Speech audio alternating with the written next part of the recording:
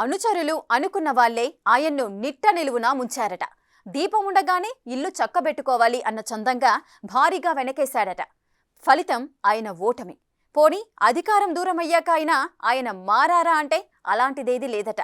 ఎవరైతే ఆయన ఓటమికి కారణమయ్యారనే విమర్శలు వినిపిస్తున్నాయో మళ్ళీ వాళ్లే ఇప్పుడు ఆయన చుట్టూ ఉన్నారట. దీంతో పార్టీ కోసం నిజాయితీగా పనిచేసే క్యాడర్ ఆవేదన చెందుతోందట. ఇంతకీ ఆయన ఎందుకిలా చేస్తున్నారు? బీఆర్ఎస్ నాయకుల్లో ఇప్పుడు ఇవే ప్రశ్నలు. పువ్వాడ అజయ్ కుమార్ బీఆర్ఎస్ హయాంలో ఓ వెలుగు వెలిగిన నేత. ఉమ్మడి ఖమ్మం జిల్లాలో 10 ఏళ్ల పాటు పార్టీలో చక్రం తిప్పిన లీడర్. ఖమ్మం నియోజకవర్గం నుంచి కాంగ్రెస్ తరపున 2014లో ఎమ్మెల్యేగా గెలిచారు పువ్వాడ అజయ్. మారిన పరిస్థితుల్లో అప్పట్లో టీఆర్ఎస్ లో చేరారు. 2018 ఎలక్షన్లో మరోసారి విజయం సాధించారాయన. అంతేకాదు నాటి కేసీఆర్ మంత్రివర్గంలో చోటు సంపాదించారు పువ్వాడ అజయ్ కుమార్. ముచ్చటగా మూడోసారి 2023 తెలంగాణ అసెంబ్లీ ఎన్నికల్లో విజయం సాధించి హ్యాట్రిక్ కొట్టాలని భావించారు పువ్వాడ అజయ్.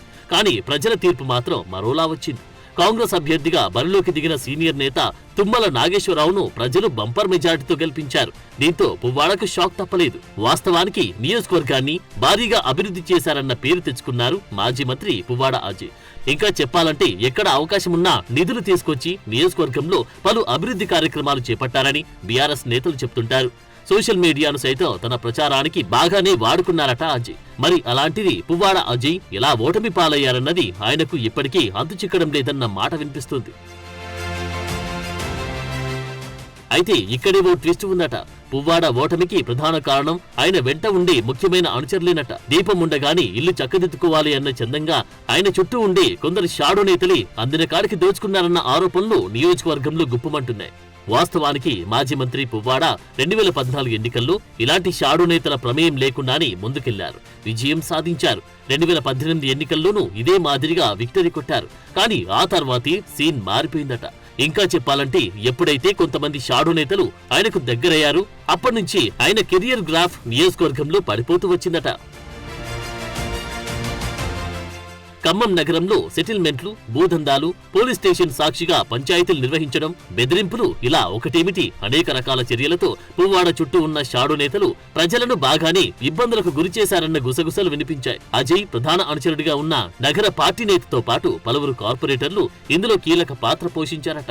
నియోజకవర్గంలో అనేక సమస్యలకు కారణంగా మారుతున్న వాళ్లు పువ్వాడకు బాగా దగ్గరివారు కావడంతో ఇతర నాయకులు, క్యాడర్ ఆయా నేతలు చేసే అక్రమాలను పువ్వాడ దృష్టికి తీసుకెళ్లలేదట.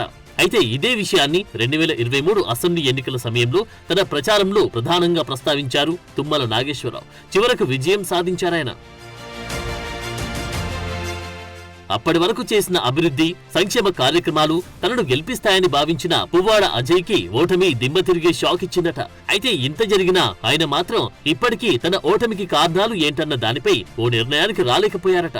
ఎందుకు కారణం తన ఓటమిపై పూర్తి స్థాయి విశ్లేషణ చేసుకోకపోవడమేనన్న వాదన బలంగా వినిపిస్తోంది. ఇదంతా ఒకెత్తైతే ఇప్పటికీ కూడా పువ్వాడ అజయ్ వ్యవహార శైలి ఏమాత్రం మారలేదన్న టాక్ వినిపిస్తోంది. ఎన్నికల తర్వాత చాలా రోజుల పాటు సైలెంట్ గా ఉన్నారు మాజీ మంత్రి పువ్వాడ అజయ్ కుమార్. కానీ ఇటీవలి కాలంలోనే అడపాదడపా నియోజకవర్గంలో పర్యటిస్తూ ఉన్నారు. అందరినీ కలుస్తూ మళ్లీ ప్రజలకు దగ్గరయ్యే ప్రయత్నం చేస్తున్నారట అజయ్. కానీ ఎవరైతే ఆయన ఓటమికి ప్రధాన కారణంగా నిలిచారో అలాంటి నేతలే ఇప్పుడు మళ్లీ ఆయన వెంట కనిపిస్తూ ఉండడం హాట్ టాపిక్ గా మారుతుంది.